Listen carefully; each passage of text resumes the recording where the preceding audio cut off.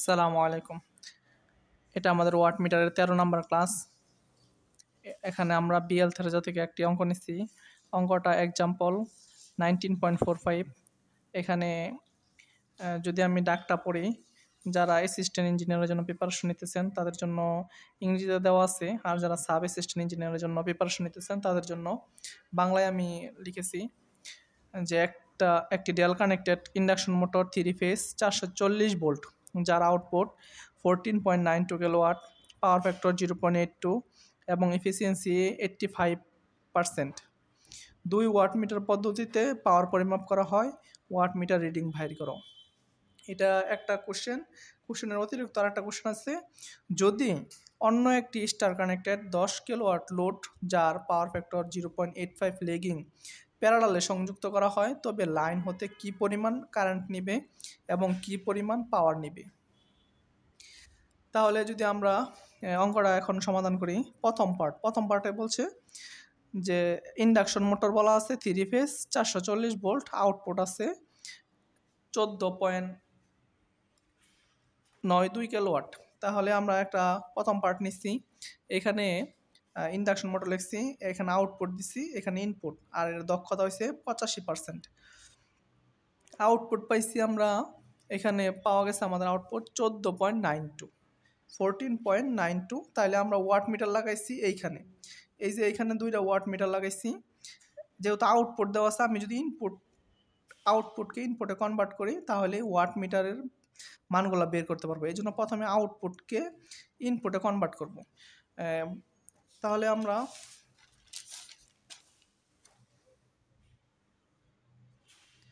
এখানে আমরা জানি কি দক্ষতা সমান আউটপুট বা ইনপুট। দক্ষতার মান 0.85 দেওয়া আছে, আউটপুটের মান 14.92 দেওয়া আছে। ইনপুট বের করব, তাহলে পি ইনপুট নিলাম, এখানে 0.85 নিয়ে আসলাম, এখানে 14.92কে 0.85 দিয়ে ভাগ করলাম, 17.6 কিলোওয়াট। তাহলে পি ইনপুট কত, 17.6।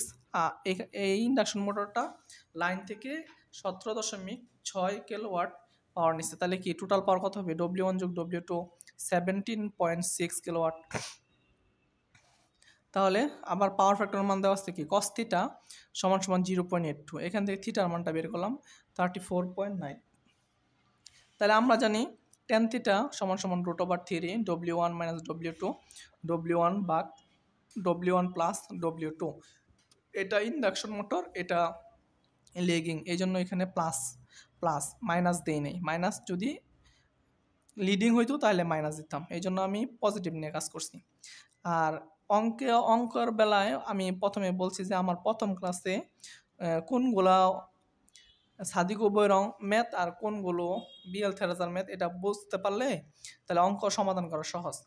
সাদিকো বইয়ের প্রত্যেকটা অঙ্কের ভিতরে, কোশ্চেনের ভিতরে P1 P2 W1 W2 উল্লেখ আছে, আর বিএল থেরাজার ভিতরে কোনো কোশ্চেনের ভিতরে P1 P2 অথবা W1 W2 উল্লেখ নাই, শুধুমাত্র ওয়াট মিটার মান দেওয়া আছে। এজন্য যে কোশ্চেনে W1 W2 P1 P2 আছে সেটা আমরা বুঝবো যে সাদিকো বইয়ের থেকে নেওয়া হয়েছে। আর যে সমস্ত বইয়ে শুধু কোশ্চেনে ওয়াট মিটার মান দেওয়া আছে সেটা বিএল থেরাজা থেকে নেওয়া হয়েছে। বিএল থেরাজা মেতে আমি প্রথমে লিখে নিব tan theta equal √3 W1 minus W2 by W1 plus W2। এটা লেখার পরে লিডিং হলে মাইনাস দেবো এখানে, আর যদি লেগিং হয় তাহলে প্লাস দেবো এখানে। এটা লেগিং, এই জন্য প্লাস দিছি। প্লাস মানে দেওয়া যে কথা, না দেওয়া কি কথা। তাহলে tan থিটার মান বসাইলাম √3 W1 মাইনাস W2, আর W1 প্লাস W2 মান দেওয়া আছে 17.6, 17.6 বসাইলাম। এটার সাথে কি আর গুণ হইলো, এটা দিলাম, এটুকু রাখলাম। এখন এটা গুণ দিয়ে √3 দিয়ে ভাগ করলে 7.09 কিলোওয়াট আসলো। তাহলে 1 নং সমীকরণ ছিল এটা, 2 নং ছিল এটা, সমাধান করে পেলাম ওয়াট মিটার 1 ওয়াট মিটার 2। তাহলে এটা আমার প্রথম পার্টেরটা গেল।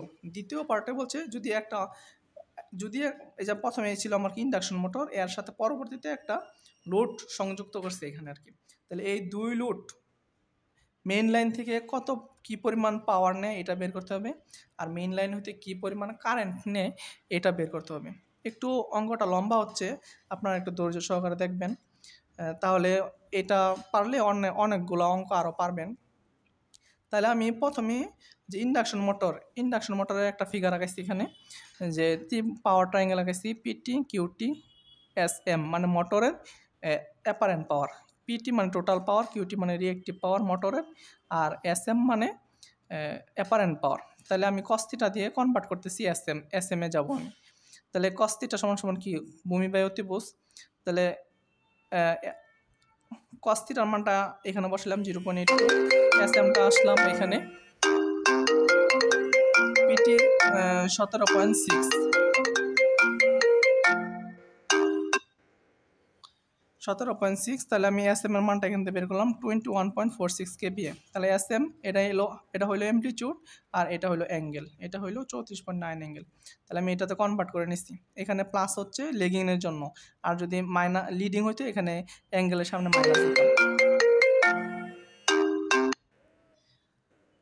তাহলে আমরা এখানে যে আমাদের লোড আছে, লোডের মানটা লিখতেছি এখানে। লোডের জন্য কি 10 কিলোওয়াট দেওয়া আছে, আর লোডের পাওয়ার ফ্যাক্টর দেওয়া আছে 0.85 লেগিং। তাহলে থিটার মানটা বের করলাম 31.8। কস থিটা সমান সমান ভূমি বাই অতিভুজ, কস থিটা ইকুয়াল টু ভূমি বাই অতিভুজ, ভূমি 10 কিলোওয়াট, অতিভুজ এস লোড, লোডের অ্যাপারেন্ট পাওয়ার বের করব। এস লোড লিখলাম, আর 10 ভাগ এস লোডের কস থিটার যে মানটা 0.85 দিয়ে ভাগ দিয়ে দিলাম, এখানে একসাথে করে দিয়েছি। এখানে যদি আপনি এরকম করেন 10 ভাগ কস থিটার মান কত আছে, এটা এখানে দিব না, কস থিটা আমি এস লোড, কস থিটার মানটা এখানে আমি সরাসরি বসাই দিচ্ছি 0.85 দিয়ে। এস লোড সমান সমান 10 ভাগ কস থিটা মানে 0.85। তাহলে 10 ভাগ 0.85 দিলে 11.76 কেবি আসে। তাহলে এস লোডের মান অ্যামপ্লিটিউড সহ অ্যাঙ্গেল সহ বসাইলাম, অ্যাঙ্গেলটা হইলো 31.8, এটা দিলাম।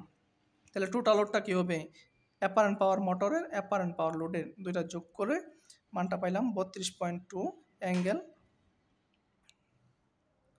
এই অ্যাঙ্গেলটা এখানে পজিটিভ হবে, আর এটা পজিটিভ হবে কারণ এটা লেগিং লোড। তাহলে এই যে 27.6, এটা হচ্ছে কিলোওয়াট, আর রয়েছে রিয়েক্টিভ পাওয়ার। এই টোটাল 27.6 পাওয়ার কিলোওয়াট, 27.6 কিলোওয়াট লাইন থেকে নিছি। তাহলে পরবর্তীতে অঙ্কের যে ST apparent power total √3 BLIL, এসটির মান হচ্ছে 32.2, এটা কে বিএ, এই জন্য 1000 দিয়ে গুণ করে বিএতে কনভার্ট করছি। √3 BL এর মান বলা আছে 440 ভোল্ট গুণ আইএল এর মানটা এই পাশে রাখছি, এটা ভাগ এটা দিছি। তাহলে আইএল মানটা 27.6 অ্যাম্পিয়ার। টোটাল এত অ্যাম্পিয়ার লাইন থেকে নিতেছে, আর power taken by the load 27.6 kilowatt. তাহলে এটাই আমাদের, এটা কোথায় থেকে পেলাম, এটা এখান থেকে পেলাম।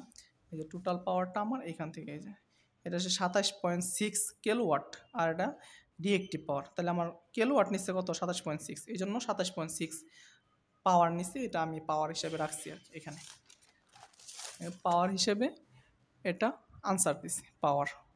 আসসালামু আলাইকুম।